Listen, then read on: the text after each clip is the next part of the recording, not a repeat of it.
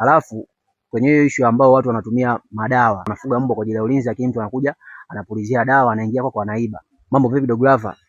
Mambo ya dog trainer hapa anaongea. Leo nataka niwashauri watu ambao tunafuga mbwa wa ulinzi. Unajua sometimes sawa, unaweza kufuga mbwa.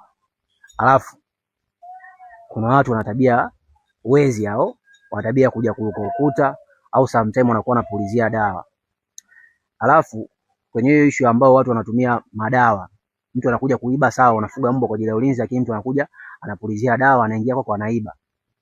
Nilikuwa nawashauri kwenye eneo lako, tafuta kona moja au kwenye hizo ndoo zako za maji, make sure ndoo moja au hata at least ndoo mbili usizifunike, ziache wazi, ili kusudi ile dawa itakapopuliziwa, dawa nyingi haitosambaa ndani, itakuwa itaenda kwenye maji. Pia vile vile nje unaweza ukaweka kama ni beseni, unachagua baba ni kona moja hivi, unaliweka pale. Hiyo pia itasaidia hata kama mbwa akipuliziwa dawa au kama akirushiwa sumu, akienda kunywa ile maji kwake itakuwa na ufadhali.